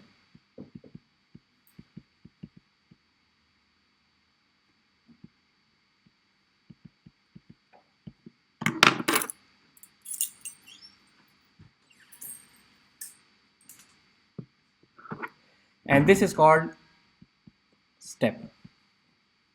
ठीक है, स्टार्ट कहाँ से करेंगे, चेंज कैसे करेंगे, रुकना किधर है। ठीक है, यही तीन चीज़ें आपके पास यहाँ पे वाइल में भी थी।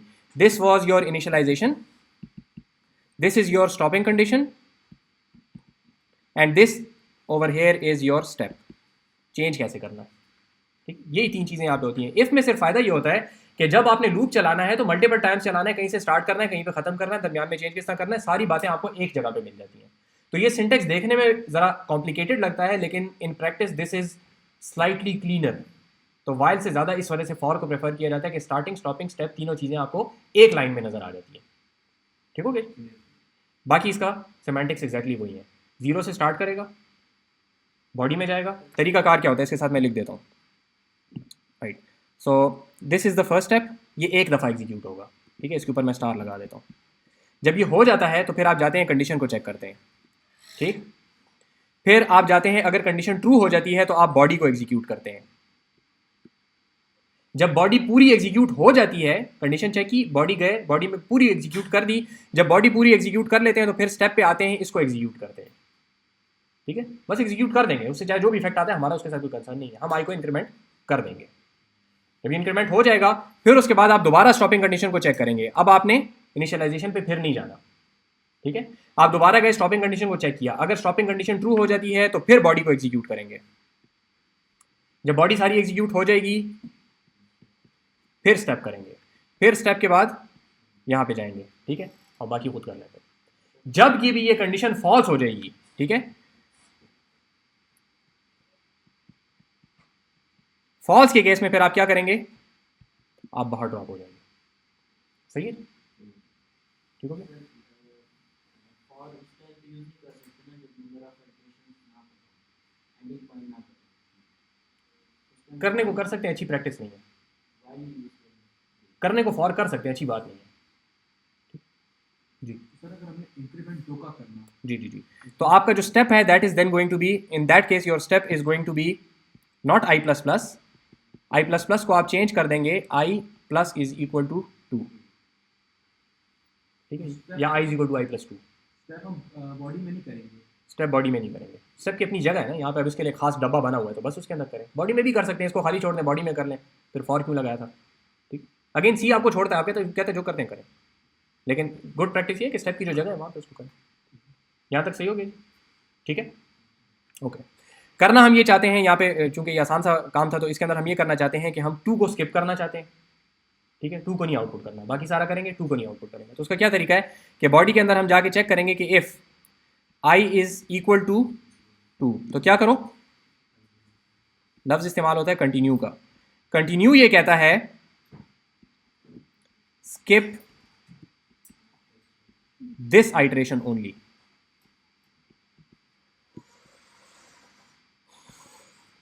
ठीक हो गया। हम ये कह रहे हैं, यहाँ पे मैं ज़रा ब्रैकेट्स लगाता हूँ, उसकी एक वजह है।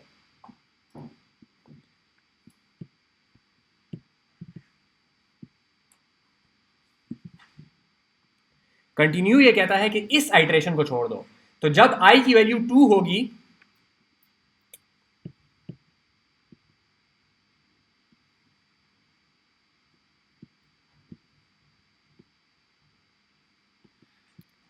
जब आई की वैल्यू 2 होगी तो हम आएंगे इसमें, आई इज इक्वल टू 2, ये ट्रू हो जाएगा। जब ये ट्रू होगा तो हम बॉडी के अंदर आएंगे, इफ की बॉडी के अंदर जब आएंगे तो वहां क्या लिखा होगा, कंटिन्यू। ये इस आइटरेशन को छोड़ के, इस बॉडी की जो एग्जीक्यूशन हो रही है इसको छोड़ के आगे चला जाएगा, तो इस सी आउट तक हम नहीं पहुंचेंगे 2 के केस में। ठीक है, दोबारा देखें, आई इज इक्वल टू 0, हम यहाँ पे आए, 0 इज इक्वल टू 2, ट्रू या false, 0 is equal to 2, true या फॉल्स, फॉल्स। ये फॉल्स हुआ, आप आए यहाँ पे, आके आपने सी आउट कर लिया।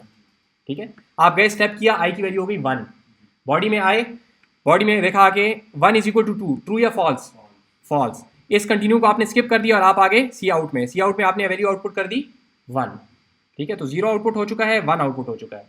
अब स्टेप आपने किया तो आई की वैल्यू हो गई 2, आप गए यहाँ पे, कंडीशन आपने चेक की, 2 is less than equal to 5, condition true है, बिल्कुल ट्रू है। आप यहाँ पे आगे, आपने आके देखा 2 is equal to 2, condition true है या फॉल्स है, यहाँ पे ये ट्रू है, तो आप यहाँ पे इस कंटिन्यू में आए। इस कंटिन्यू का मतलब है कि ये वाली आइटरेशन छोड़ दो, आगे चले जाओ। ये स्टेप पे गया, स्टेप पे जब ये गया तो आई की वैल्यू हो गई 3। जब आई की वैल्यू 3 हो गई, अब ये आगे देखेगा तो ये कंटिन्यू कभी भी नहीं होगा, तो ये 3 भी आउटपुट करेगा, 4 भी आउटपुट करेगा और 5 भी आउटपुट करेगा। 2 को इसने स्किप कर दिया। तो कंटिन्यू के लिए मैं आमतौर पर ये बताता हूँ कि लव स्किप का अगर आप याद रखेंगे तो याद रहेगा, ठीक है। स्किप किसको कहते हैं पता है? वैसे लव स्किप का मतलब क्या है? इग्नोर करना। जी, वो छोटी सी छलांग नहीं होती, आराम हाँ जी, वो बच्चे नहीं होते वो जो एक फुदक फुदक के लिए जा रहे होते हैं, उसको स्किप करना कहते हैं, ठीक है। तो ये एक आइट्रेशन जो है सिर्फ इसके ऊपर एक छोटी सी छलांग लगाता है ये, ठीक है। तो कंटिन्यू के लिए लव स्किप का इस्तेमाल करते हैं आमतौर पर। इसको नहीं, चूहे कहाँ से आ गया?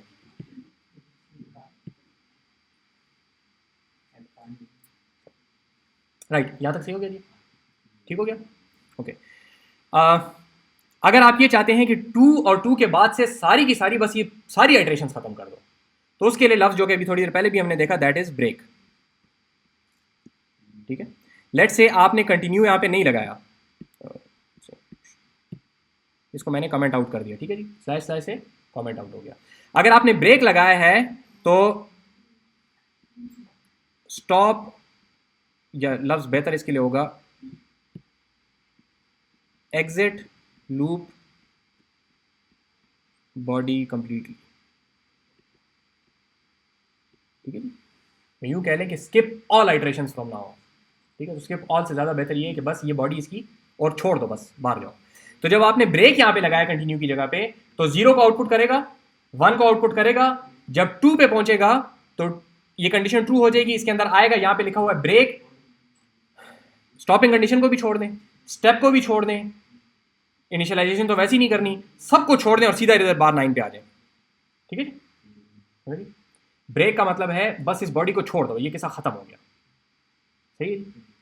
एक जो आपने सवाल बीच में पूछा वो मैं, ये यहाँ तक क्लियर है, मसला तो नहीं, ठीक है। अच्छा, एक बात ये पूछी कि हमारे पास 2 तरीक़ेकार हो सकते हैं। एक तरीका ये है कि हम लिखें int i is equal to 0 और फिर हम फॉर के अंदर आके लिखें i is equal to 0, i is less than 5, i plus plus, ठीक है। और यहाँ पे हम कोई लूप की बॉडी लगाएं, ठीक है, जो कुछ भी आपने उसके साथ करना है। दूसरा तरीका ये है कि हम लिखें फॉर, ये एक तरीका हो गया। दूसरा तरीका क्या है कि for int i is equal to 0, i is less than 5, i plus plus, ठीक है। दोनों में फ़र्क क्या है सवाल ही बता दो। इस जगह तक इन दोनों में कोई फ़र्क नहीं है, दोनों बिल्कुल बराबर है, ठीक है। इनिशियलाइजेशन है तो लूप से पहले आपने उसको 0 कर दिया, उसके अंदर भी आपने 0 कर दिया, वेरिएबल बार डिक्लेयर्ड है, कोई फ़र्क नहीं पड़ता। फ़र्क ये है इसके अंदर कि जब आप ये काम इस तरीके से करते हैं तो दिस इज़ दी, जिस भी आप फंक्शन में हैं तो फंक्शंस लोकल वेरिएबल, ठीक है। लोकल वेरिएबल याद है ना, ये फंक्शन का लोकल वेरिएबल है आई, सही है। यानी कि जब तक ये फंक्शन रहेगा ये वेरिएबल रहेगा, ठीक है। तो जब आप यहां पे पहुंचेंगे तो आई की क्या वैल्यू होगी?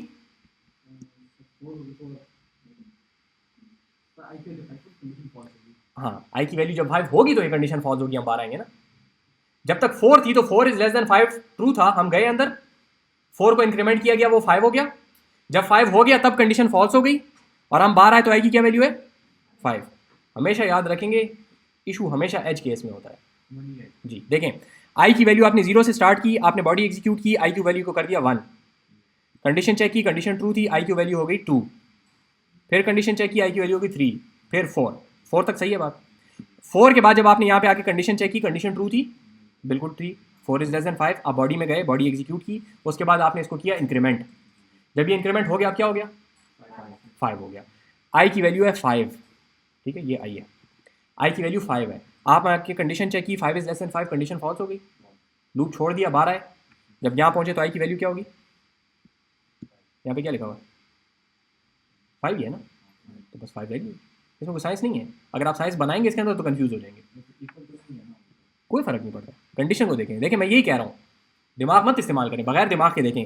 आई की वैल्यू 4 थी, बॉडी में गए, एग्जीक्यूट की बॉडी, उसके बाद आगे स्टेप किया, आई की वैल्यू होगी 5, होगी 5, बिल्कुल वही काम। यहाँ पे 5 होगी उसकी वैल्यू, आप गए, आपने जाके कंडीशन को चेक किया, 5 इज लेस देन 5, ट्रू या फॉल्स? फॉल्स हो गया। आप बाहर आ रहे हैं, आई की वैल्यू को नहीं हाथ लगाना कहीं, आई की वैल्यू 5 ही लिखी हुई है ना, ठीक है, ये बात सही होगी। 5 आउटपुट हुआ नहीं हुआ वो नहीं पूछ रहा, मैं पूछ रहा हूँ आई की वैल्यू क्या है, आई की वैल्यू 5 है। यहाँ तक सही है? ये बात गलत नहीं हो रही है। गलती क्या है इसमें? हम कह रहे हैं कि आई की वैल्यू 5 है, हम ये नहीं कह रहे, हम ये कह रहे हैं लूप की बॉडी को आई की वैल्यू 4 तक चलाओ। हाँ सही है। आई की वैल्यू हम ये नहीं कह रहे कि 5 नहीं होनी चाहिए। 4 तक चलाओ तो अभी उसने लूप की बॉडी 4 तक ही चलाई है। जी। जब आई की वैल्यू 5 होगी उसने लूप की बॉडी नहीं चलाई, शरीफ आदमी है, ठीक है, एग्जिट करके बाहर आया ना, लेकिन वैल्यू तो 5 है ना, आपने वैल्यू 5 तक पहुंचाई है, वो 5 पे आके रुक गया है, लेकिन वैल्यू तो 5 आप कर चुके हैं ना, ठीक हो गया? सही। अगर हमें मतलब 5 नहीं चाहिए और उसमें यहाँ पे आके इसको वापस डिक्रीमेंट कर दो, जाएगा तो सी 5 तक, वरना उसके बगैर कंडीशन रुक नहीं सकती फिर, ठीक है? यहाँ तक सही हो गया जी।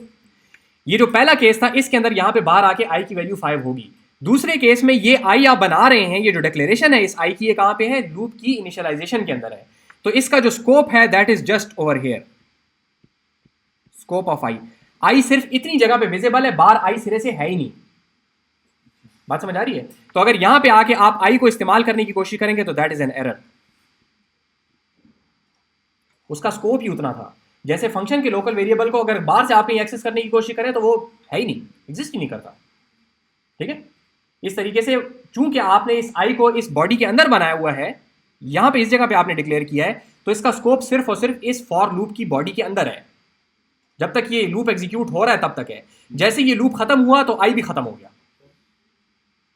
किसने सर कहा? जी, तो वो ग्लोबल वेरिएबल नहीं होना चाहिए। ग्लोबल कह सकते हैं उसको, लेकिन मैं ये अस्यूम कर रहा हूँ कि ये एक इफ टेस्ट नामी एक फंक्शन है